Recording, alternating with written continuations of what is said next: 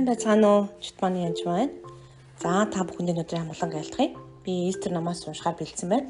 Тэр Истер номыг та уншиж үзээг бол уншиж үзээрэй. Истер номын тухай. Истер номон дээр юдэ өнчийн охины тухай гардаг байгаа. Истер гэдэг.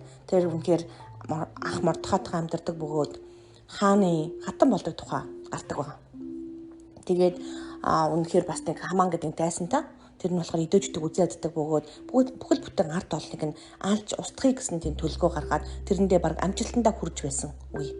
Тэр үед ард түмэн үнэхээр мацаг 3 хоног юу ч идэж уухгүй мацаг барин залбирч Истер хатан ч гэсэн өөрөө амиа дүүн байж арга мэх сэтэн ямар ч л байсан тэр бүхсүүдээс гардаг тухай гардаг. Хамаан гэдэг хүн Мордехай гэдэг хүнд үнэхээр дургу Истер яхад. Тэгээд яг төрсөн ах нь гişэлтэй хамаатных нах. Тэр үед юу болж байгаа гэхээр Мордехай маш их төвчээртэйгээр эзэнд үнэхээр залбирч байгаа. Тэгээ Истерийн хэлсийг бас хийдэг. Буцаад Истер ч гэсэн маш их мэрэгэн ухаантай энэ бүхний ард гардаг байна. Ингээд энэ бүх зүйлийн тухай та дэлгэрүүл уншиж болно л доо. Гэтэ энд би онцгойлон Истер номын 6-гийн 13 дахь гарч ишлэгийг уншия. Тэгэхээр энэ Хамаан гэдэг хүн бүр Мордехай зориулаад дүүрээр бэлдээд бүх юм бэлдсэн байж байгаа. Тэгээ тэрнээс өмнө юу болдог вэ гэхээр энэ бүх зүйлийн үед хаам нь унтаж чадахгүй байжгаад урд нь болсон үйл явдлуудыг бичвэрээс уншиж тэмдэглэж байгаа юм л да.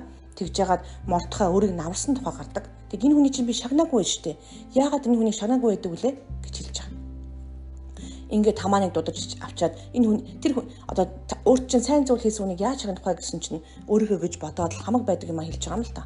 Гэтэл харин тэр нь өөрт нь биш Мордехай зориулсан байдаг. Ингээд нэгсэндээ төлөвлөгөө маань нурах тийшээ хандаж байгаа юм л да.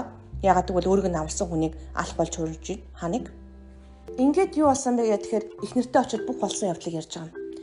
Истер номын 6-гийн 13 гүшээ. Хамаан өөрт нь тохиолдсон бүгдийг ихнэр зориортой болон бүх нөхөртөө ярив. Тэгэхэд түүний мэрэгэн хүмүүс болон ихнэр зориор нар Мордехай идөө гаралтай бол чи түүний өмнө доройтож ихсэн учраас чи түүнийг дийлж чадахгүй харин лавтай унах болно гэж хэлж байгаа. Тэгэхээр энэ хүний гарал угсаа нэг чухал байх л да. Идвэ гаралтай болвол энэ хүнийг чи нэгэд доройтсон бол одоо дийлж чадахгүй ч унана гэж хэлж байгаа. Түүний эхнэр нь ч түүний мэрэгэн хүмүүс нь ч гэсэн хэлж байгаа. Тэгэхээр бидний гарал угс үнэхээр чухал байх нь. Бид эзэн үнэхээр Иесус Христэд дамжуулан Бурхан дээр ирдэг ба. Бурханыг аваа гэж дуудах охид төгөд болдог. Түүнээс гадна бид нар Авраамийн утан болдог. Авраамийн үрд дотор бүх үе заламжлал нь хүртэл байдаг. Юу гэсэн бэ гэхээр Христ дотор байх үед бид нар түүний дотор байх үед үнэхээр эзний охид төгөд болдог баг.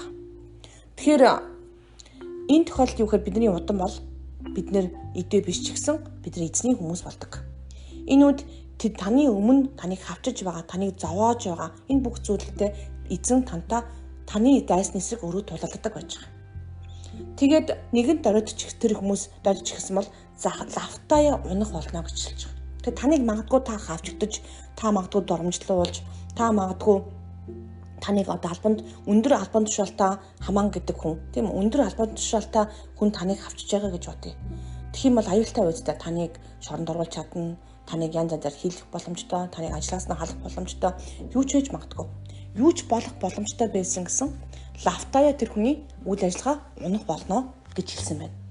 Тэгэхээр цааш нь хэрв ер нь сургаалт төгс номоос унших юм бол сургаалт төгс 26-27 дээр нүхийг ухагч хүн өөрөө түүн рүүгээ унана гэж. Өөдөө шидсэн чулуу өөрийн толгой дээр унана. Нэгсэндээ энэ дээр бол яг орчуулгын бол чулууг өнгөрүүлээд одоо тэр замд нь байгаа хүнийг унгаах гэж дээш өнгөрүүлсэн байсан бол уулаас доошоо өнгөрөөд тэр чулуу тэр хүн дээр унчна гэж хэлж байгаа. Яг англи орчуулга нь бол. Тэр нэгсэндээ тэр тухайн хүнийг унгаах гэж оролдож байгаад Хамаан Мордехайг унгаах гэж оролдож байгаад өөрөө энэ бүхэндээ унж байгаа.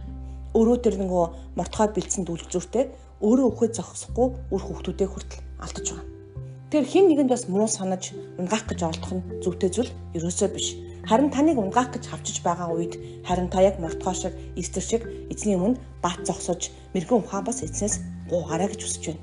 Тэгэхээр таныг дөрөв тутгаж оролдож байгаа хүнээс битгий. Эзэн тэр бүхний асуудлыг зохицуулах боломжтой гэсэн үг. Тэгэхээр та зоригтой байгаараа, өдөр бүр зоригтой байгаараа. Эзнээр зоригжуулаарай өөрийгөө. Баярлалаа. Эзэн таныг хамгаалдаг, таны дайсантай эзэн өрөө тулалдах болно.